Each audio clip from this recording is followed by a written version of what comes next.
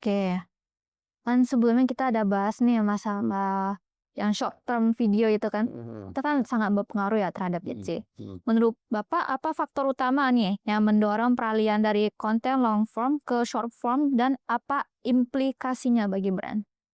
Sebenarnya kalau ke situ bagi brand ya, Mhm, jadi brand itu bisa lebih kreatif mhm, ya. Jadi bagaimana kalau teman-teman pernah lihat iklan-iklan di zaman dulu itu rata-rata kan menonjolkan produknya. mhm, Ya karena memang durasinya bisa agak lama. Jadi contoh kalau teman-teman mau ngelihat kayak iklan apa namanya, katakanlah saya nyebut merek boleh ya, kayak iklan mie instan gitu, Indomie, pasti yang ditonjolkan adalah orang makan mie-nya, mhm, bener kan? mhm, Tapi kalau iklan di Gen Z itu yang ditonjolkan adalah setelah makan mie itu gimana? mmm, Rasanya enak, atau dia jadi senang, apa segala macam. Jadi lebih ke implikasinya kenapa Gen Z itu senang yang video pendek, ya karena mereka pengen segera dapat manfaat, mhm. gitu, pengen dapat intinya lah dari sebuah konten. Maka dari itu, Kesimpulannya?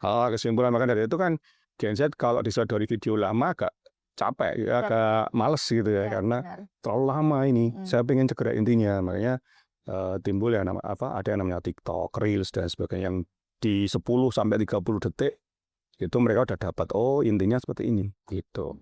Jadi memang kalau bagi Gen Z kehidupannya itu berjalan sangat cepat. mhm. Jadi scroll dalam waktu 5 menit mungkin scroll teman-teman bisa dapat 10 sampai 20 konten kan. Iya, Ya di 10 detikan. Tapi kalau milenial itu mau lihat video panjang pun oke, nggak masalah. mhm, Gitu.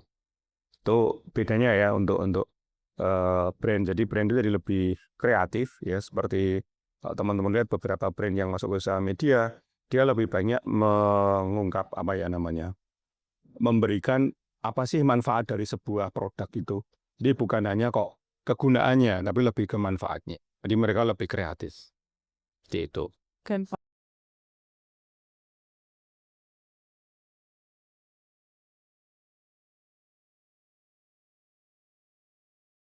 Pak, Hmm. kompetensi apa yang paling strategis bagi mahasiswa Bisdik atau informatika untuk berkontribusi di ekosistem media sosial dalam 5 tahun ke depan? Oke.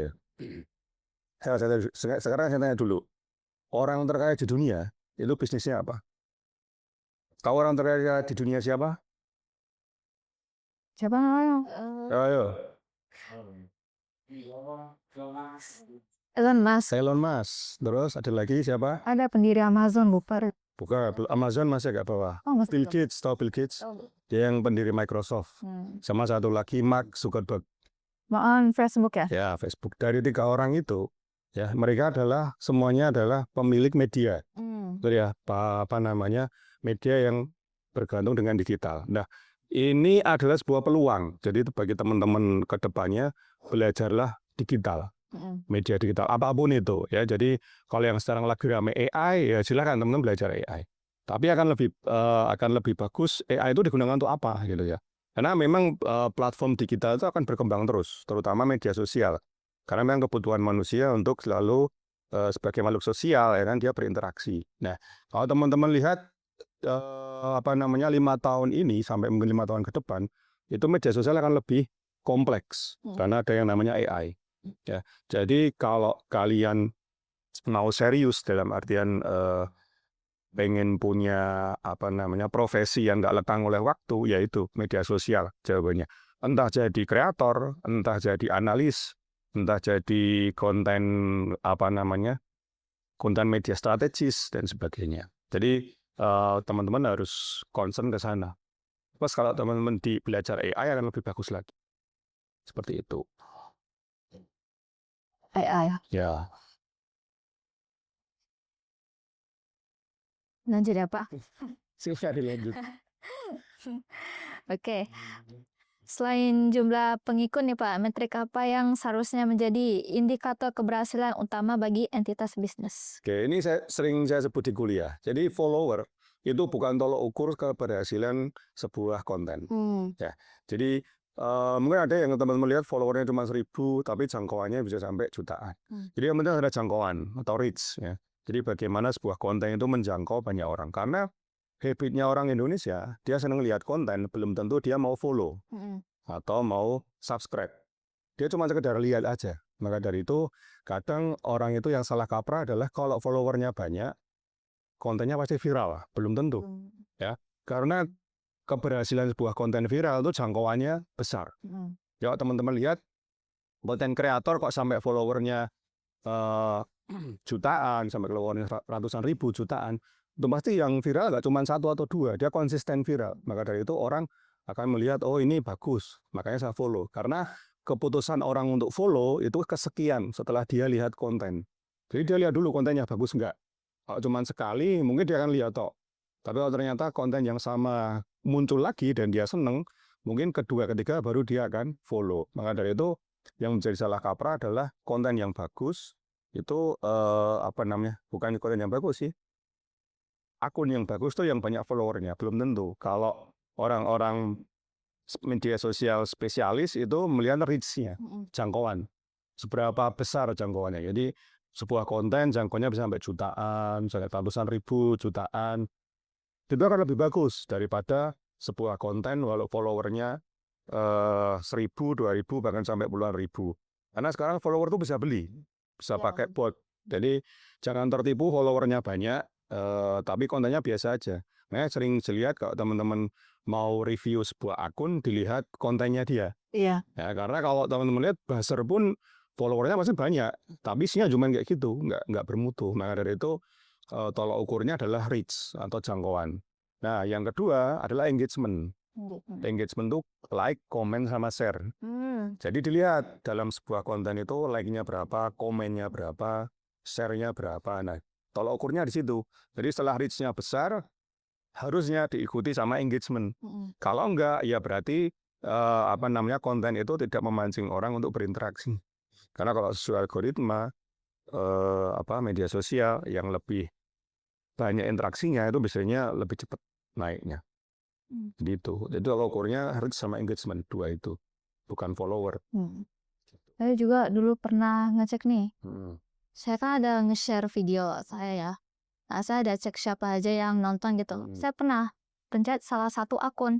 Saya agak curiga, kok ini like-nya banyak, viewers-nya banyak. Tapi pas di bagian atasnya itu, pemberitahuannya tuh kayak beda.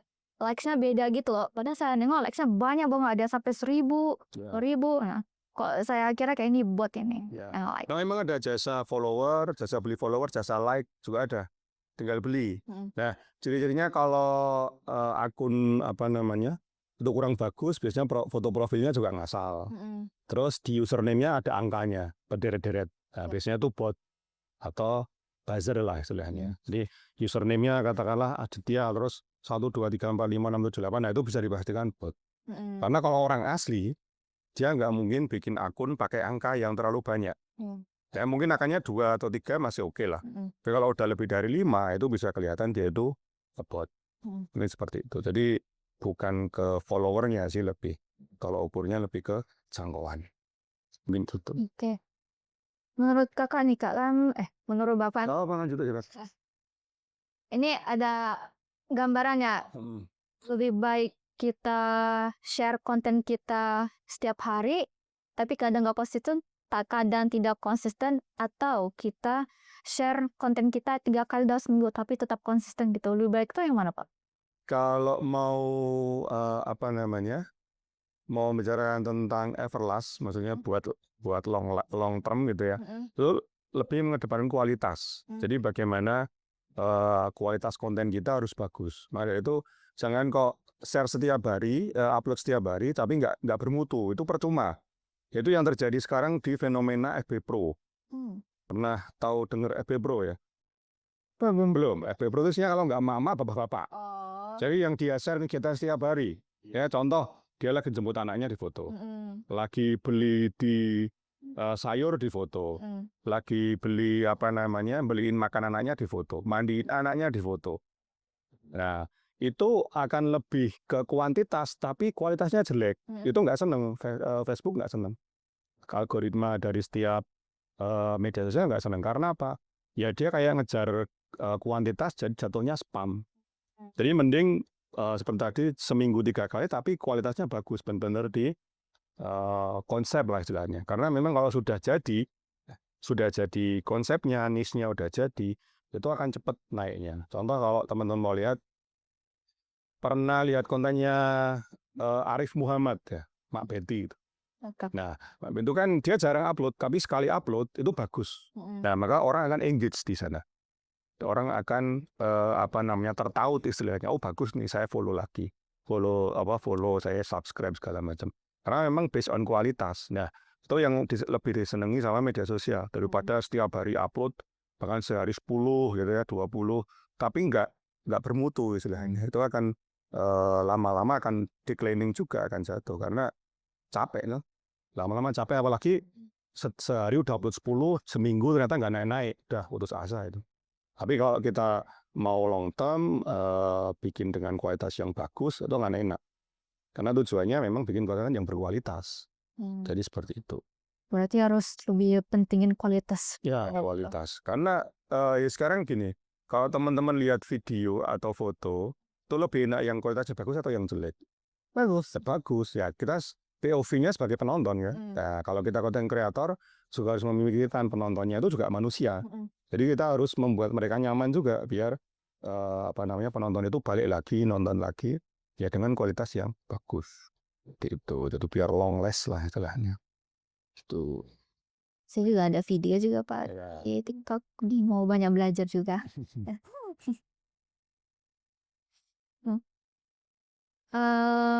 Bagaimana Pak Adit mengajarkan batas etis antara pemanfaatan data untuk pemasaran dan perlindungan privasi pengguna? Oke, ya ini menjadi isu ya, beberapa udah bertahun-tahun isu. Sebenarnya ada yang namanya UITE ya, Undang-Undang Internet dan Transaksi Elektronik. Nah, sebenarnya di UU itu sudah mengatur semuanya. Jadi apa yang harus teman-teman share, apa yang boleh, pelanggaran privasi dan sebagainya. Cuman sekarang itu kan orang dikit-dikit foto, dikit-dikit upload. Nah itu yang menjadi bahayanya di situ ya.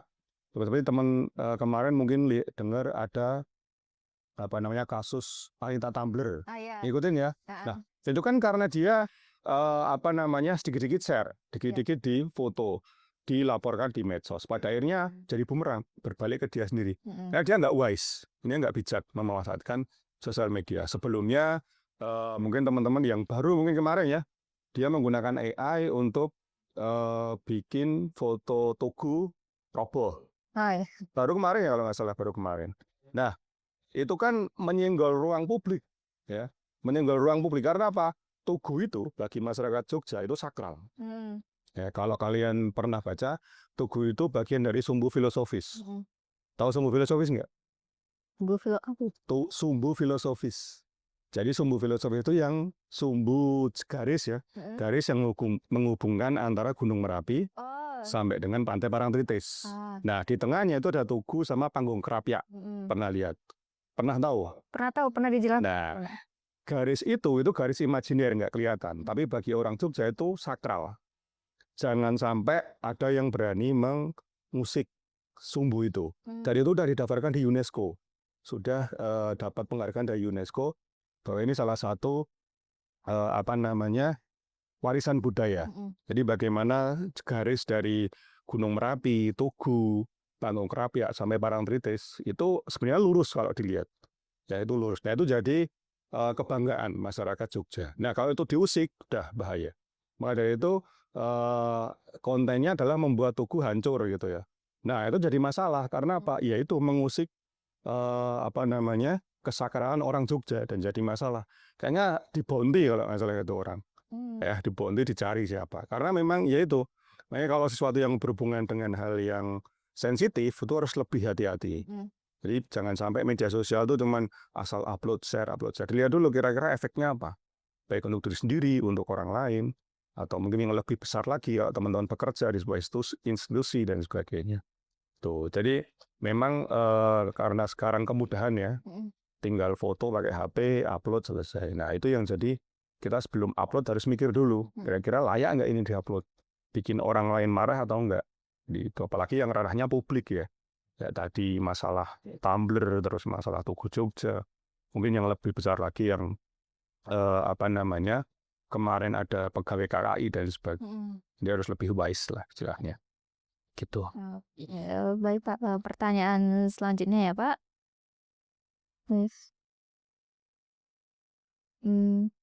Menurut Bapak pengguna AI yang secara bijak itu seperti apa tuh Pak? Ya kalau AI mau nggak mau itu pasti nanti akan menjadi sebuah keniscayaan buat teman-teman. Apalagi penggiat media sosial. Jadi bagaimana AI itu sebenarnya sifatnya membantu ya, membantu manusia. Jadi jangan sampai AI itu jadi substitusi. Dia harus menjadi pelengkap. Jangan sampai AI itu menggantikan kita. Karena kalau sudah menggantikan kita, manusia hilang karena AI, itu jadinya kayak Terminator itu. Pernah lihat film Terminator ya? Nah itu orang musnah gara-gara dihabisin sama AI. Jadi AI itu bisa bikin robot, terus dia nembak-nembakin manusia dan sebagainya. Nah, untuk pengguna AI ya teman-teman apalagi di masa-masa kuliah ini bagus untuk belajar AI. Jadi bagaimana meningkatkan kemampuan. Tapi jangan tergantung sepenuhnya dengan AI. AI itu disebut sebagai tools atau alat.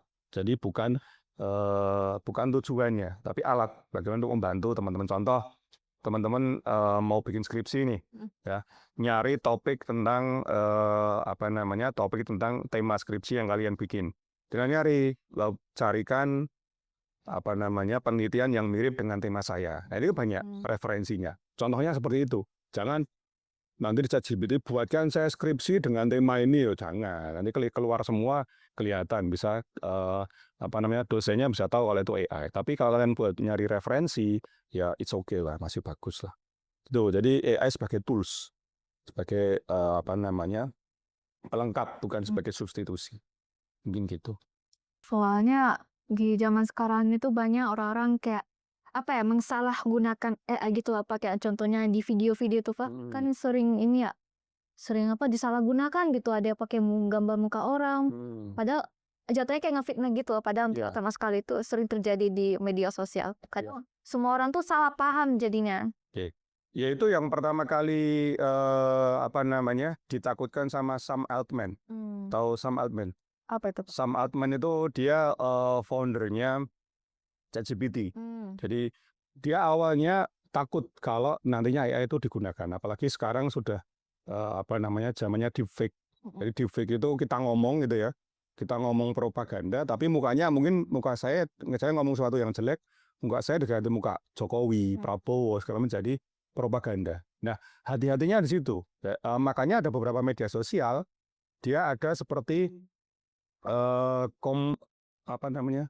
kalau dulu namanya community notes. Jadi kalau teman-teman lihat di kayak Twitter itu ya, kalau ada video atau foto AI, di bawahnya ada keterangannya bahwa konten ini dibuat dengan AI. Sebenarnya itu sebuah warning ya, sebuah warning yang bagus bagaimana AI itu harus digunakan sebagaimana mestinya. Cuman kadang kan beda antara AI dengan nyata itu tipis ya, karena semakin bagus prompt-nya, semakin bagus algoritmanya, akhirnya AI itu menyerupai benar-benar seperti asli gitu. Nah, cuman kalau teman-teman mau jeli, sebenarnya bisa dibedakan buatan AI sama buatan asli manusia gitu. Jadi yang benar-benar kontennya itu dari manusia. Cuma kalau dari AI kan memang kalau dilihat memang sekilas susah untuk bedain. Tapi kalau dilihat lebih dalam itu kan kelihatan. Nah, ini yang menjadi bahaya adalah saat AI nanti digunakan untuk suatu hal yang buruk, kejahatan lah, propaganda dan sebagainya. Nah itu makanya teman-teman sebagai generasi muda harus cermat nih, ini sesuai nggak, ini benar nggak. Jadi jangan gampang terhasut atau terpengaruh dengan konten-konten yang ada tinggi itu. Memang AI sekarang masif, hampir semuanya pakai AI. Gitu. Saya takut zaman sekarang AI kadang sering salah guna, sering lewat di TikTok, di Instagram, kadang saya bingung kayak ini beneran apa tidak sih? Ya. Tapi kalau digunakan dengan baik, teman-teman bisa jadi kreator gitu ya. Jadi contoh, teman-teman mau jadi seorang komposer musik nih, ya bisa pakai Suno AI, bikin komposisi musik yang bagus dengan lirik yang bagus. Terus kalian bikin video klipnya, kan sekarang banyak pakai Gemini, pakai Nano Banana. Jadi sebuah video klip yang utuh, terus kalian publish di YouTube, bisa jadi apa namanya, kalau memang passion kalian di musik itu akan lebih bagus kan, secara cost lebih murah ya daripada kita bikin grup band, beli alat apa segala macam. Nah, bisa dimanfaatkan dengan baik. Atau contoh kalau saya biasanya untuk membandingkan jurnal. Jadi saya punya jurnal dengan tema A ini. Nah, saya mau cari yang lain pembandingnya, tinggal inputin aja kan. Tolong carikan jurnal dengan tema seperti ini, akan banyak. Nah, kan sebenarnya membantu ya, meringkas. Tapi kalau disalahgunakan ya namanya sebuah tools itu pasti ya ada dua sisi. Ya bisa untuk baik, bisa untuk buruk, apapun itu. Jadi ya memang kita harus waspada sih. Ya, Pak. Betul. Baik, Pak, untuk pertanyaan selanjutnya ya, Pak. Bagaimana proporsi peran algoritma dibandingkan kreativitas dalam keberhasilan konten, serta bagaimana mencapai keseimbangan keduanya? Oke. Sebenarnya kalau algoritma itu kan settingan robot ya. Jadi algoritma itu diset untuk melihat kecenderungan kebiasaan pengguna. Jadi contoh teman-teman sering lihat konten tentang sepak bola ini. Ya pasti nanti yang muncul di FYP-nya semua tentang sepak bola. Tapi itu bisa dirubah, bisa didobrak lah istilahnya. Kalau dengan tadi teman-teman punya konten yang bagus dan orang itu sudah engage dengan konten kita, ya, udah ada engagement, sudah ada tertautan. Nah, itu nanti kontennya akan keluar terus. Makanya saya sering bilang mengedepankan kualitas. Di kualitas itu bagus, orang akan langsung follow lah istilahnya, akan langsung melihat konten kalian. Jadi bisa algoritma itu bisa dikalahkan dengan konten yang bagus, kualitasnya bagus. Tapi kalau kita ya upload jarang, kontennya nggak jelas, niche-nya nggak jelas, ya tetap kalah sama algoritma. Memang harus spesifik satu niche gitu. Berarti algoritma sangat berpengaruh, Pak. Berpengaruh, sebenarnya pengaruh, cuman bisa tetap kita akali lah. Sebenarnya itu kan robot ya. Jadi robot tetap bisa kita akali untuk gimana agar konten kita kan, kalau orang bikin konten tujuannya adalah FYP ya. Kalau anak sekarang bilang FYP ya, atau viral. Nah, itu bisa kita akali dengan kualitas yang bagus. Saat kualitas bagus, orang melihat, dia akan dengan senang like, komen, sama share. Apalagi kalau kontennya bermanfaat. Dan dia berpikir, konten ini bermanfaat nih, harus saya bagikan ke orang-orang yang follower saya, ya udah dibagikan. Itu kan lebih bagus. Walaupun algoritmanya seperti apapun, dengan konten yang bagus, dia bisa di-share sama orang banyak, tetap akan naik. Walaupun secara algoritma dia nggak masuk gitu. Tuh, jadi memang algoritma menentukan, cuman tetap bisa diakali, seperti itu. Oke, Pak. Ya. Oke, Pak. Lanjut ya, Pak.